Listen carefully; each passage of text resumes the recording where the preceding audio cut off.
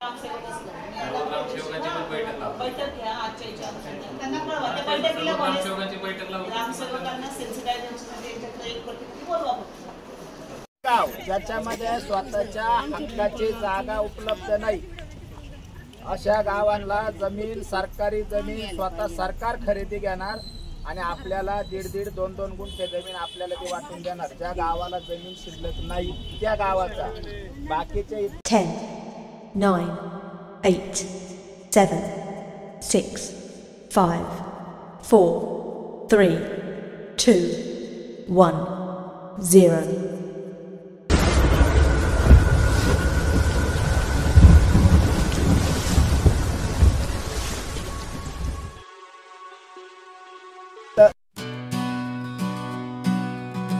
विद्रोही आले हृदयात में वाघ गजते बघा सिंहाच्या शूरतेची सांज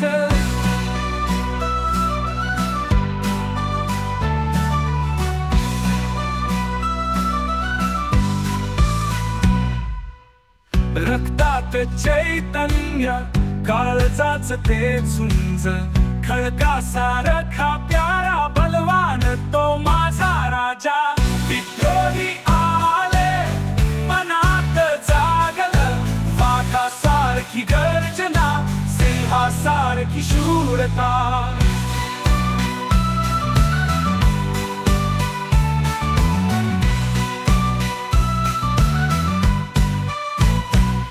धरा सारे एकत्र आता आली वेळ कोणी सहजी सामायिक कशात कुणी सोप लढण्याच झुंज गर्जनेचा हुंकार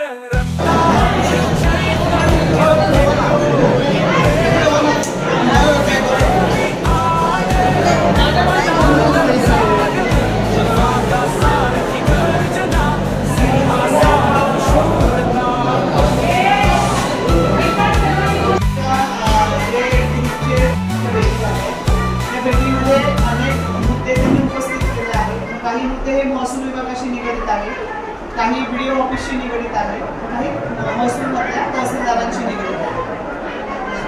तर बरोबर ना ते काहीच बोलता येत नाही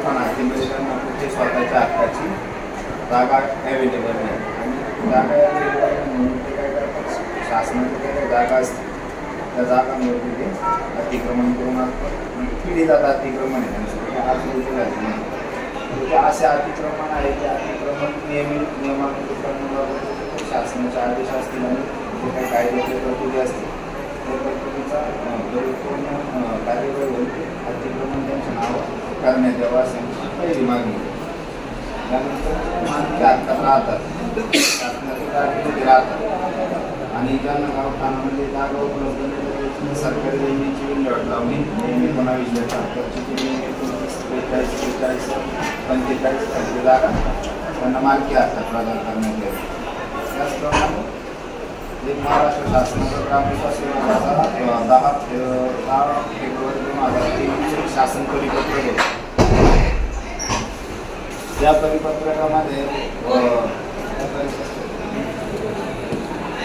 परिपत्रकामध्ये शासकीय जमीन नियमानुकूल करणे म्हणजे परिशिष्ट भरून शासनाने मागितली की शासकीय जमिनीवरती अतिक्रमण असेल त्यांची परिशिष्ट भरून शासनाला ती पोर्टलवर दाखल करावं आणि ज्या गावामध्ये अशा कार्यवाही पूर्ण झाली असेल त्या गावाने ग्रामसभेचा ठराव हा ई पोर्टलवरती अपलोड करून आमच्या गावात अतिक्रमण नाही असा एक ठराव द्यायला पाहिजे। तो काही ग्रामपंचायतच्या कार्यक्षेत्रामध्ये जे काही गावातून ठराव किंवा असं परिशिष्ट करून शासनाला सादर करावे. त्याच पद्धतीने जे काही गावांमध्ये आता काही लोक राहतात परंतु त्या ठिकाणी शासकीय जमीन उपलब्ध नाही किंवा शासनाकडे जे जमीन उपलब्ध असतील ते देण्यास शासनही तयार नाही. अशा गावामध्ये आपण ग्रामपंचायत जे आहेत ग्रामपंचायत कार्यालय महाराष्ट्र ग्रामपंचायत गावठाण स्तराची तत्त्वे आणि इमारतीचे विनियमन नियम 1967 प्रमाणे गावठाण विस्तारीकरण करून त्या अनुसूचित जाती जमीन शेतमजूर किंवा ज्या अल्पभूधारक असतील त्यांना निवासी प्रयोजनासाठी जागा उपलब्ध करून द्यावी.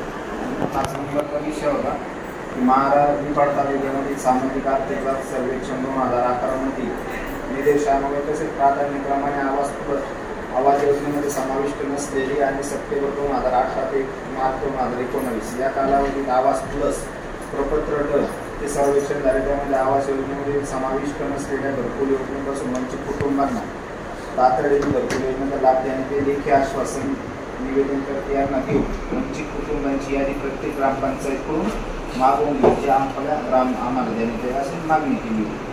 त्याचबरोबर अनुसूचित जनजाती जे काही आपल्याकडं जेवढे काही कुटुंबांचे व्यक्ती आहेत त्या सर्वांकडं आजही डॉक्युमेंटची कमतरता आहे. त्यामध्ये प्रामुख्याने रेशन कार्ड असेल, त्यामध्ये आधार कार्ड नाहीत आणि बहुतांश कुटुंबांकडे आज पण जातीचे दाखले नाहीत. तर या कामी पुरेपूर कागदपत्र मिळण्यासाठी जातीचा दाखला उपलब्ध करण्यासाठी स्थानिक चौकशीवरून आणि त्यांच्याकडे उपलब्ध असलेल्या कागदपत्राच्या पुराव्यावरून त्यांना गट न्याय मेळावे घेऊन त्यांना ते जातीचे दाखले किंवा इतर कागदपत्र देण्यात येते. आणि महत्त्वाची गोष्ट अशी की ज्या अनुसूचित जाती जमाती इतर मागासवर्गीय कुटुंबांकडे गावठाणासाठी जागा नाही किंवा त्यांच्या शासकीय जमिनीवर पण अतिक्रमण नाही, मात्र ते कुठेतरी भाडे तत्त्वावर राहतात दुसऱ्याच्या घरामध्ये. तर अशाही लोकांना जागा मिळवण्यासाठी जर त्यांनी आपल्याकडे स्वतः अर्ज केला तर ते नियम 29, नियम 43, 43 आणि 45 खाली त्यांना शासकीय जमीन अदा करा. 7 महिने आपल्याकडे या विषयावर आलो आम्हाला स्पष्टीकरण पुरवलं. तुमच्या ज्या 7 मागण्या आहेत 7 मागण्यांपैकी 2-3 मागण्या ज्या आहेत त्या इंटरकनेक्टेड आहेत. त्यापैकी जी मागणी आहे की शासकीय जमिनीवर अतिक्रमण करून राहणाऱ्या सर्व कुटुंबाचे अतिक्रमण अटी शर्ती न लावता तहसीलदारांनी आदेश पारित करावे आणि त्याची प्रत निवेदन करताना द्यावी. त्यानंतर निवासी प्रयोजनासाठी कुठेही जागा शिल्लक नाही, कायमस्वरूपी मालकी हक्कात जागा मिळण्यासाठी तुम्ही जे सेक्शन सांगितले 29, 43, 45 आणि 43 त्याची प्रत तुम्हाला द्यावी. त्यानंतर जो 7व्या नंबरचा तुमचा मुद्दा आहे की गावठाणामध्ये निवासासाठी जागा नाही, या दोघं तिघं ज्या मागण्या आहेत त्या बऱ्यापैकी एकामेकाशी कनेक्टेड आहे. शासकीय जमिनीवर अतिक्रमण नाही, भाडे तत्वावर स्वहक्काची जागा मिळावी आणि पुन्हा गावठाण हद्दीमध्ये कुटुंबांना निवासासाठी जागा शिल्लक नसेल तर ज्या कुटुंबाची अतिक्रमणे नियमानुकूल करावायची असतील ती आपली जो महाराष्ट्र ग्रामपंचायत अधिनियम आहे त्याच्यानुसार हक्काची जागा उपलब्ध करून द्यावी. तर त्या संदर्भात मला आठवून मी त्या दिवशी कोण आमचं सिन्नर तालुक्यात थोडी समाधानकारक परिस्थिती असं आपण सांगितलं. निफाड तालुक्यात तसं केलेलं नाही आहे. तर सिन्नर तहसीलदारांशी मी बोलले, सिन्नर तहसीलदारांशी निफाडच्या तहसीलदारांचंही बोलणं झालेलं आहे. तहसीलदार रजेवर आहे, त्यांचे प्रतिनिधी उपस्थित आहे. तर सिन्नरने ज्या पार्श्वभूमीवर केलं त्या पद्धतीने आम्ही पण ड्राईव्ह घेणार आहोत निफाडमध्ये.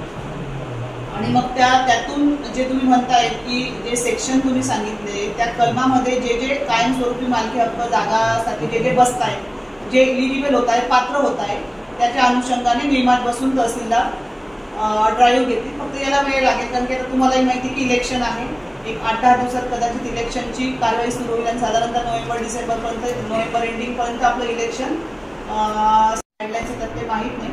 तर आम्हाला त्यासाठी वेळ लागेल. हा सगळा जो ड्राईव्ह आहे ह्या मीटिंग नंतर तुम्ही जर कुणी तहसीलदारांकडे अर्ज केलेले असतील यापूर्वी, ते अर्ज प्रलंबित असतील किंवा अर्ज दिलेले आहेत ते निकाली काढलेले आहेत, ते निकाली जे काढलेत ते चुकीचे काढलेत असं तुमची मागणी असेल किंवा अर्ज केलेले आहेत त्रुटीपूर्ततेअभावी आम्ही तुमच्याकडे परत पाठवलेले आहेत, असे 3ही क्रायटेरियातले जे अर्ज असतील ते संबंधित कोणतरी एक व्यक्ती तुम्ही निवडा आणि ते अर्जांची यादी माझ्याकडे आजच्या मीटिंगच्या अनुषंगाने आणून द्या, जेणेकरून मीटिंगच्या अनुषंगाने मी तहसीलदारांना पत्र देईन आणि एक टाइम फ्रेम देऊन आपल्याला काम कसं करता येईल ते पाहता येईल. तुमचा एक जो मुद्दा होता तो BDO ऑफिसशी रिलेटेड आहे.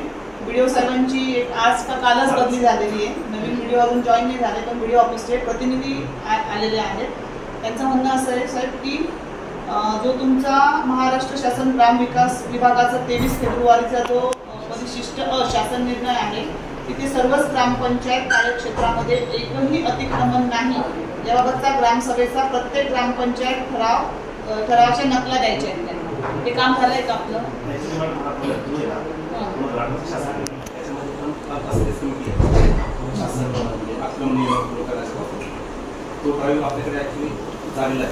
तुम्हाला प्रत्येक गावाचा पाहिजे.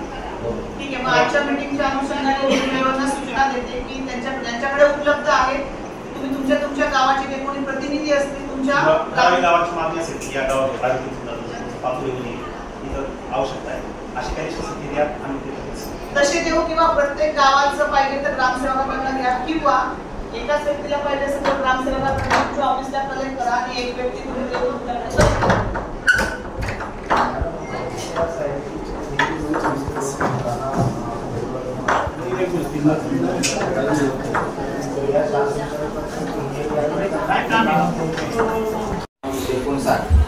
आणि कर फी शुल्क आकारणी आणि सुधारित अधिनियम 2015 अस्तित्वात आला. माननीय मेयर सर्वोच्च न्यायालय मुंबई हायकोर्टाच्या जजमेंटनंतर ही ज्या गावठाणामध्ये जी लोक राहतात, स्ट्रक्चर बनवून राहतात, ते स्ट्रक्चर यांनी नंबर 8 वर घेतलेलं नाही. ग्रामपंचायत असेसमेंट नंबर 8 ला घेतलं नाही. ग्रामपंचायत असेसमेंट नंबर 8 ला घेतलं नाही म्हणून शासनाने काय केलं की 18 जुलै 2016 एक शासन परिपत्रक पारित केलं ग्रामविकास विभागाचं. आणि त्या ग्रामविकास विभागाच्या परिपत्रकामध्ये काही सांगितलं की ज्या तुमच्या गावामध्ये कच्ची पक्की स्वरूपाची जी काही निवासी इतर जी काही अतिक्रमणे असतील किंवा जे काय असतील स्ट्रक्चर याची नोंद ग्रामपंचायत असेसमेंट नंबरवरती तात्काळ नोंद करा.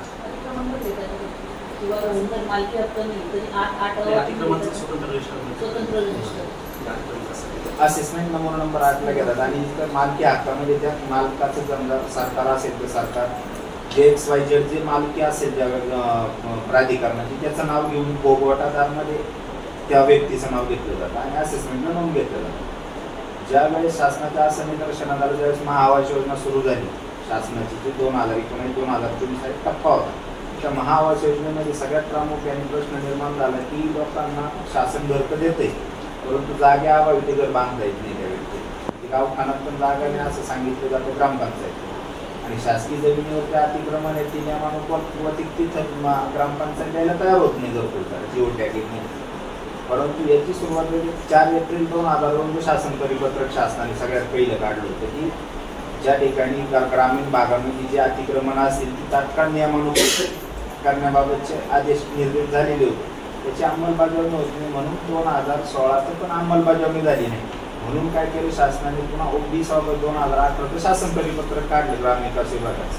आणि 20 ऑगस्ट 2018 परिपत्रकामध्ये काय सांगितलं का तुम्ही आता पूर्णपणे जे अतिक्रमण करून तुमच्या ग्रामपंचायत कार्यक्षेत्रामध्ये जेवढं पण असेल त्या ग्रामपंचायतच्या त्या अतिक्रमणधारकांची नोंद तुम्ही पहिली नमुना नंबर 8 ला घ्या आणि नमुना नंबर 8 ला घेतल्यानंतर त्याचं स्कॅन करून ते पृष्ठ स्कॅन करून तुम्ही शासनाला ई पोर्टलवरती दाखल करा. म्हणजे काही वेळी जे अतिक्रमण होती शासनाला निदर्शनात येते आणि रोडमॅप बनवून शासन ते अतिक्रमण नियमानुकूल करून देणार होतं. अगदी सगळ्या प्रभागामध्ये सगळ्या विभागांच्या अतिक्रमण म्हणजे PWD असेल, सरकारी जमीन असेल, पडीत आकारी पडीत जेवढ्या पण जमिनी असतील सरकारच्या. परंतु काय झालं तर त्या 20 ऑगस्ट 2018 शासनाच्या परिपत्रकाच्या अंमलबजावणी आज पण काही ग्रामपंचायतीने केली नाही.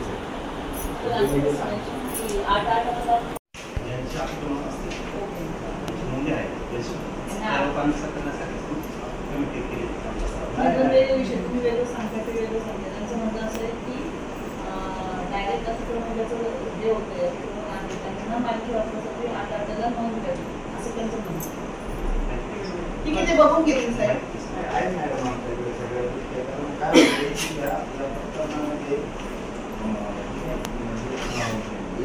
काम करतो दुसरं काम त्याला काम करून देत नाही. आता हा तुम्ही सांगितला 8/2016 शासन परिपत्रक पूर्ण घेतला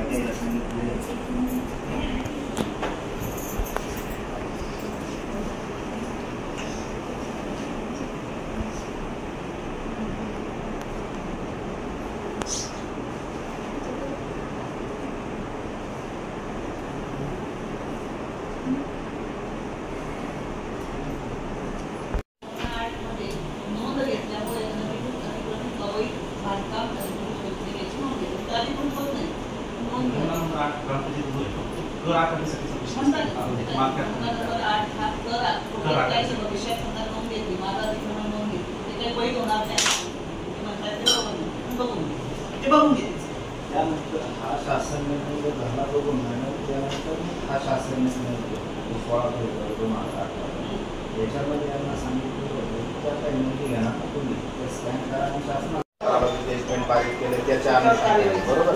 परंतु जो जुना विषय सुरू होतो त्याच्या एप्रिल 2002 पासून बरोबर ग्रामीण भागातल्या अतिक्रमणाला क्रायटेरिया नाही. तर खास करून ते 2018 सुप्रीम कोर्टाने डॉक्युमेंट वाचलं केलं नाही. त्यात असं सांगितलेलं अनुसूचित जाती आणि अनुसूचित जनजाती SC आणि ST कॅटेगरीचे जे काय अतिक्रमण असतील त्याला पूर्णपणे त्या कोर्ट जजमेंटमध्ये प्रोटेक्शन दिले संरक्षण प्राप्त केले म्हणजे त्या अतिक्रमण निष्कासितच केलं जाऊ शकत. त्याचं कारण काय की हा जो आपण बोलतो ही अमृत महाआवास योजनेचं 2000 ते शासन करतो. त्या शासन परिपत्रकामध्ये स्पष्टपणे काय सांगितलेलं तर ज्या ठिकाणी आत्ताच्या मितीला त्यांची घरकुलात यादीत नाव आणि शासकीय जमिनीवरती कुठल्या जमिनीवर राहत असेल त्याचं तिथं त्याचं घर असेल तर त्याच जागेवरती त्याला घरकुलाचा लाभ देखील दिला पाहिजे. आता आपण म्हणताय हे सांगताय की ते अतिक्रमण नियमानुकूल करण्यासाठी ती शक्ती प्रदत्त समिती शासनाने केली त्याचे आपण अध्यक्ष आहोत बरोबर हो त्याचे आपण अध्यक्ष आणि असे ज्यावेळेस ती अतिक्रमण ती शक्ती प्रदत्त समितीसमोर कोणते अतिक्रमण येणं आवश्यक आहे ज्यांची आकृती असेसमेंट म्हणून करण्यात घेतली पाहिजे. आता याच्यामध्ये हे सांगतात 2000 तिथं संपत नाही विषय तर शासनाने वेळोवेळी अगदी हा 18 जुलै 2016 शासन परिपत्रक ज्यावेळेस शासनाने हे केलं त्यानंतर एवढे त्याची शुद्धीपत्रक काढली म्हणजे 16 नोव्हेंबर 2018 19 डिसेंबर 2018 25 जानेवारी 2019 1/8/2019 23 फेब्रुवारी 2021 एवढे परिपत्रक काढले आणि लास्ट तुम्हाला 2023 सांगितले ते त्यामध्ये काय सांगितलं की दर वर्षाला तुमच्याकडे अतिक्रमण राहत आहे तुमच्याकडे आणि तुम्ही त्याच्यामध्ये घेत नाही हे काय करतात की तुझं झोपडे म्हणून त्याची नोंद घ्यायची नाही. परंतु 16 फेब्रुवारी 2018 शासन त्यामध्ये स्पष्ट निर्देश आहेत की प्रत्येक अतिक्रमण आपण घेतलं पाहिजे असेसमेंटला बरोबर. आता ते असेसमेंटला नाही घेतलं आणि ते शासनाकडे त्याची माहितीच गेली नाही तर शासन त्या अतिक्रमण शक्ती प्रदत्त समितीसमोर पाठवलंच कसं शक्ती प्रदत्त समितीसमोर ते एक तर आपण घेऊन आलं पाहिजे. 78 गावापैकी 30 गावांमध्ये असेसमेंट पूर्ण लोकांना तुमचं किती झालंय माहित नाही तुम्हाला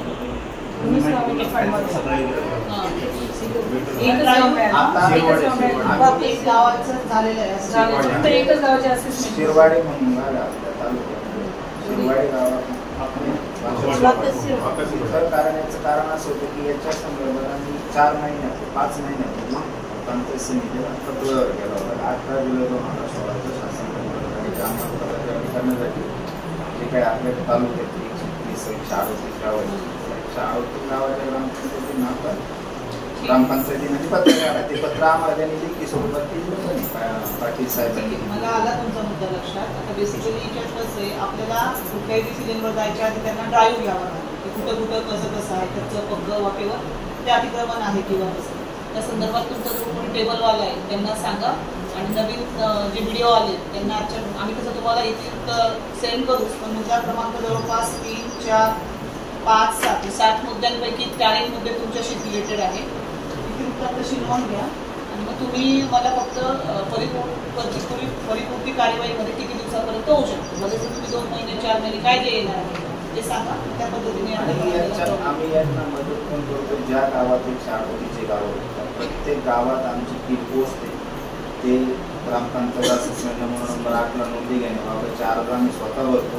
ते अर्ज आम्ही स्वतः ग्रामसेवकांकडे जाऊन बसवतो. त्यांना प्रत्येक ग्रामसेवकांची जबाबदारी एवढीच आहे त्यांनी आमच्या अर्जावर जे काही दप्तर केलं नाही 2015 एक तर त्याच्यामध्ये 7 दिवसामध्ये एक तर ते निकाली काढावं काय होईल ते करावं नाही. बैठक घ्या आजच्या त्यांना कळवा त्या बैठकीला ग्रामसेवकांना सेन्सिटायझेशनमध्ये याच्यातलं एक प्रतिनिधी बोलवा ठीक आहे.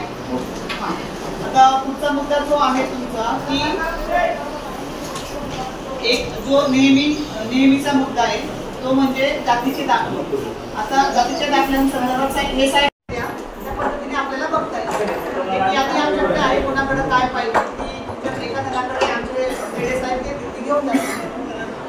पण असं नाही होणार की कुठलाच पुरावा नाहीये, अगदीच काहीच नाही आणि तुम्ही येऊन तिथे येऊन चौकशी करून घ्या.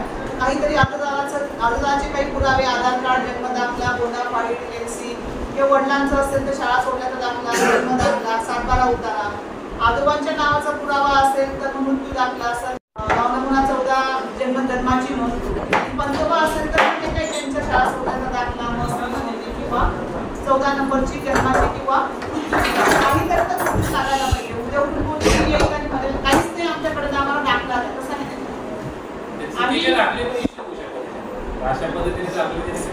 आता जे आमच्याकडे येत आहे प्रोएक्टिव्हली आम्ही स्वतःहून ते करून देतोय. आता कसबेची त्या दिवशी बऱ्यापैकी त्यांना अर्जन्सी होती, 98 दाखले वाटत केले. दाखले द्यायचं म्हणजे आम्हाला तुम्हाला अडवून किंवा काही नाही म्हणून आम्हाला काही हे बक्षीस मिळणार आहे असा भाग नसतो. पण योग्य व्यक्तीला ती जी सोय आहे ती दिली गेली पाहिजे, हे काय मागचं आमचं इंटेन्शन आहे. तुम्ही तुमचं ठरवा की 1 to 1 आणून देणार तर सगळे एकत्र संकलित करून आणून देणार किंवा मग गाव निहाय तुम्ही बंचमध्ये या आठवड्यात एक गाव, पुढच्या आठवड्यात दुसरं गाव, शेवटी आम्ही माणसंच आहोत, एक 1 स्ट्रोक सगळं काही चेक करता येणार नाही. तसं टप्प्याटप्प्याने आणून दिलं तरी देखील चालेल, त्या पद्धतीने आपल्याला करता येईल. आता ही तुमचा कॉल आहे कसा घ्यायचा.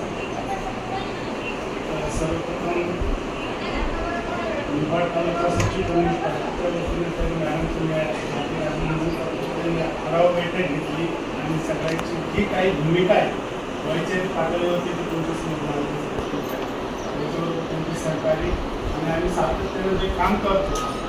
मॅडम आता जो मुद्दा मांडला त्यांच्याकडे मॅन पॉवर हे सगळ्यात इम्पॉर्टंट गोष्ट आहे का इथं बसलेल्यापैकी मी पण असं म्हणू शकतो की त्या दिवशी ग्रामसभा आहे त्या दिवशी आपली लोक तर आपण प्रबोधन असं करा की त्या लोकांना तिथे त्या मुद्द्यावरती घेऊन या, त्या पातळीवरती तिथं मॅडम आणि ते सरकारी आपल्याला मदत करतो. अशी ज्यावेळेस कॉम्बिनेशन होईल त्यावेळेस कुठेतरी रिझल्ट नाही. कारण तुम्हाला तहान लागली आहे, विहिरी पण तुम्ही जाणं गरजेचं आहे, बाकी तुम्ही टाकणं गरजेचं आहे, ओढणं तुम्ही गरजेचं आहे.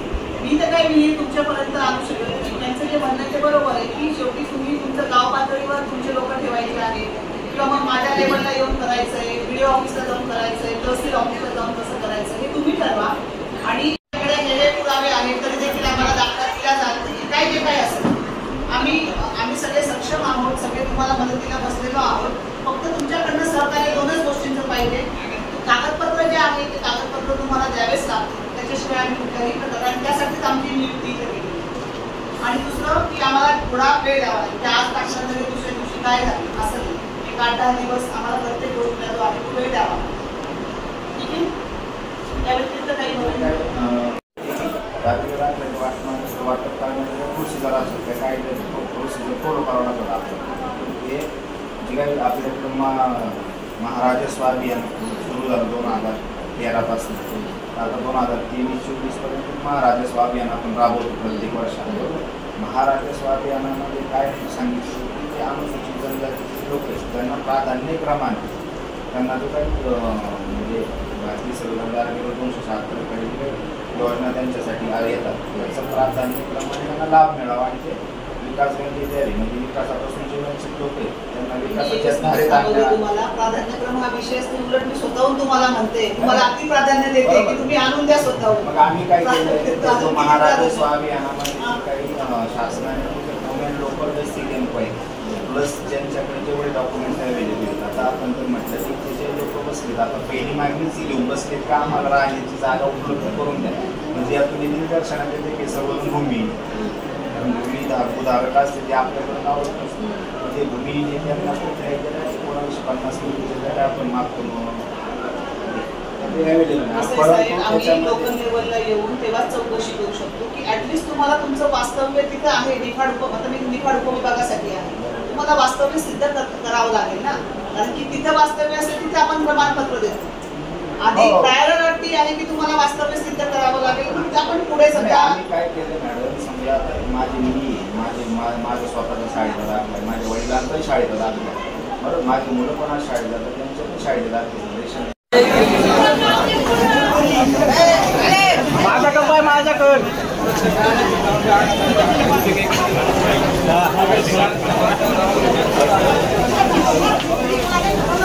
सेटलमेंट झाली जरा 2 मिनिटं ऐकून घ्याल कारण आपली याच गर्दीमुळे आपल्याला बरेच थोडं शांत जरा.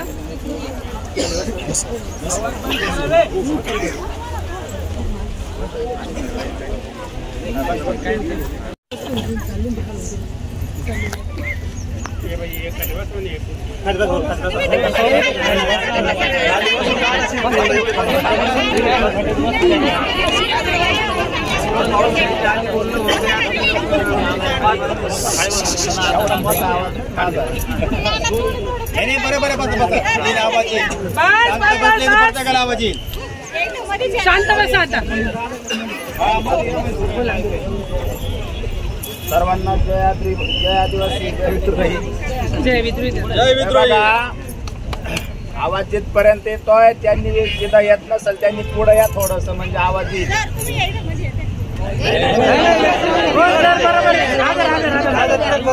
आवाज येतोय त्यांना सांगा दुसऱ्याला.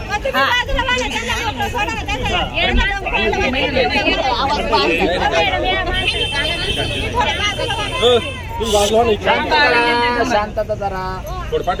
हे बघा, आता आज आपण निफाडला जी काही प्रत्येक गावामधील प्रत्येकाच्या ज्या अडीअडचणी होत्या, बरोबर, या विषयाला धरून आपण 15 दिवसापूर्वी उपोषण करायचं ठरवलेलं होतं की हे आपले सगळे प्रश्न आलेल्या प्रत्येक गावातील प्रत्येक आदिवासी असेल, SC ST मायनॉरिटी, कुठल्याही जाती धर्माचा व्यक्ती जो आपल्या सोबत जोडलेला आहे त्या प्रत्येकाचा प्रश्न शासनाने सोडवावा या एकमेव मागणीसाठी आपण 15 दिवसापूर्वी उपोषण करायचं ठरवलं होतं. परंतु प्रशासनाने आपल्याला लेखी पत्र काढलं की आपण उपोषणाचा मार्ग न अवलंबता ते सगळे प्रश्न तुम्ही आमच्या समोर बैठकीत या, बैठकीत आल्यानंतर ते विषय आमच्या समोर मांडा. त्या विषयाला अनुसरून जर कायद्यामध्ये काही प्रक्रिया असेल, तरतूद असेल, तर त्या सर्वच्या सर्व मागण्या आम्ही कायदेशीर प्रक्रियेत बसत असेल तर त्या मान्य करू. त्या अनुषंगाने याच्या अगोदर एक बैठक ठेवली होती, त्यावेळेस त्या प्रांत मॅडम इथं उपस्थित नव्हत्या, त्यामुळे ती बैठकही रद्द झाली होती. त्या सलग 2 वेळा बैठका रद्द झाल्यामुळं निफाड तालुक्यातील आपल्या सर्वांच्या मनामध्ये एक शंकेचं वातावरण निर्माण झालं होतं की बैठक तर सांगताय पण बैठक तर होत नाही. आणि होती त्या आयोजित पद्धतीने आपली आज रोजी बैठक पूर्णपणे पार पडली. आणि त्यामध्ये जे प्रामुख्याने आपण 7 विषय घेऊन जी बैठक घेतली होती, ते 7च्या 7 विषय, त्या एकाही विषया आम्ही मान्य करत नाही असा एकाही मागणीच्या विरोधात प्रशासन गेलेलं नाही. कारण त्या सर्व मागण्या आपण कायद्याच्या तरतुदीला धरून मांडलेल्या होत्या. त्यातली पहिली मागणी आपण मांडलेली होती,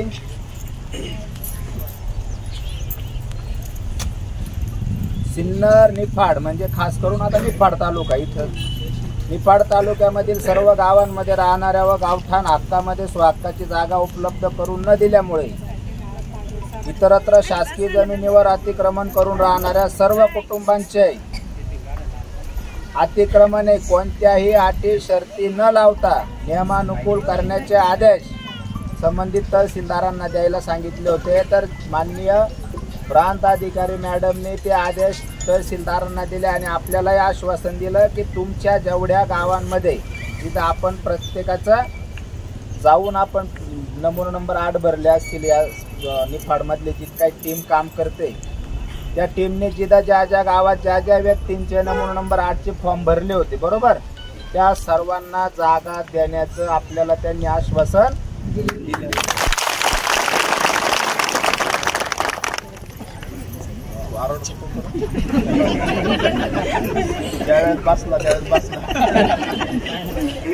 त्यानंतर आपण दुसरी मागणी घेतलेली होती, शासकीय जमिनीवर निवासी प्रयोजनासाठी राहणाऱ्या कुटुंबांना निवासी प्रयोजनासाठी कुठे जागा उपलब्ध नाही अशा कुटुंबांना कायमस्वरूपी मालकी हक्कात जागा मिळण्यासाठी महाराष्ट्र जमीन महसूल सरकारी जमिनीची विल्हेवाट लावणे नियम 1971 मधील नियम 39, 29, 43, 43 आणि 45 खालीची जागा त्यांना मालकी हक्कात देण्यात यावी ती सुद्धा मागणी त्यांनी आपली का आपण ज्या ज्या ठिकाणी राहत असतील आपले लोक आता सरकारी जमिनीवर कुठे म्हणजे अगदी फार इरिगेशन डिपार्टमेंटच्या हद्दीत राहत असेल, गायरान, गुरसरण, गावठाण, कलेक्टर जमीन, सरकार जमीन, महाराष्ट्र शासनाची जमीन, तुमच्या हिशोबाने जी जमीन असेल ती त्या सगळ्या जमिनीवर आपल्याला मालकी हक्काचा उतारा द्यायला त्यांनी आता तयारी केली आणि द्यायला तयार पण झालेले.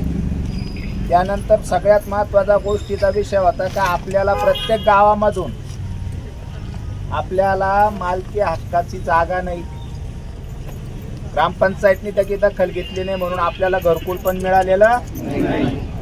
या सर्व जे काही वंचित लोक राहिलेत घरकुलापासून त्यांनी अर्ज करायचा आणि अर्ज केल्यानंतर त्याला लगेच आता घरकुल सुद्धा देणार हे सुद्धा त्यांनी आता मान्य केलंय. त्यानंतर निफाड तालुक्यामध्ये हा तोच विषय आहे.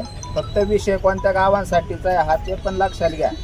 समजा करजगाव आहे, भुसे आहे, बरोबर, त्यानंतर आपलं ते चांदोरी मौजे सुकेने गाव ज्याच्यामध्ये स्वतःच्या हक्काची जागा उपलब्ध नाही अशा गावांना जमीन सरकारी जमीन स्वतः सरकार खरेदी घेणार आणि आपल्याला 1.5-1.5, 2-2 गुंठे जमीन आपल्याला ती वाटून देणार. ज्या गावाला जमीन शिल्लक नाही त्या गावाचा बाकीच्या इथं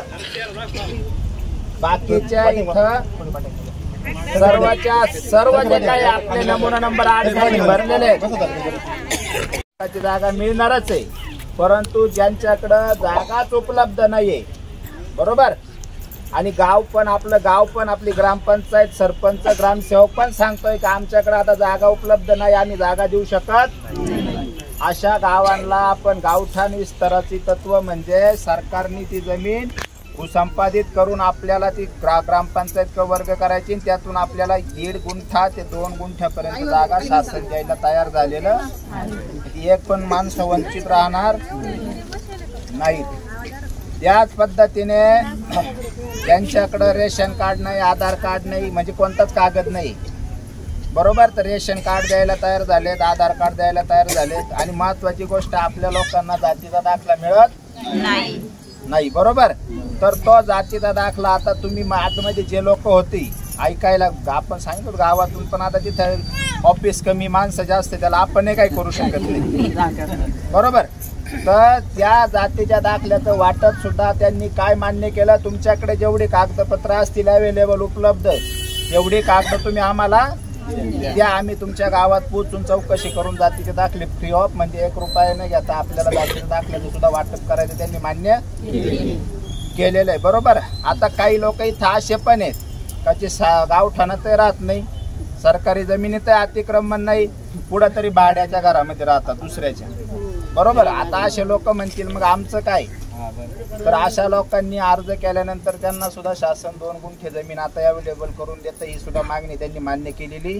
म्हणजे आपण ज्या मागण्या घेऊन वारंवार येतो किंवा आम्ही आपल्यापर्यंत येतो, तुम्ही आमच्या शब्दा खातर एवढ्या लांब गाड्या घोड्या करून खर्च करून इथपर्यंत आता आणि समाधान होत, परंतु आज रोजी आपल्या सगळ्या गोष्टींवर समाधान आणि प्रत्येक गोष्टीचं समस्येचं समाधान प्रशासनाने आपलं केलंय आणि आपण सुद्धा त्यांच्याकडून करून घेतलेलं आहे. त्यामुळं आपला एकही व्यक्ती, आता विषय असा होतो की आता आपण सुरू केलं काय, आपल्या या पद्धती सुरू केल्या आणि या पद्धती सुरू झाल्यानंतर कुठंतरी आता लोक शेत घालतात की आता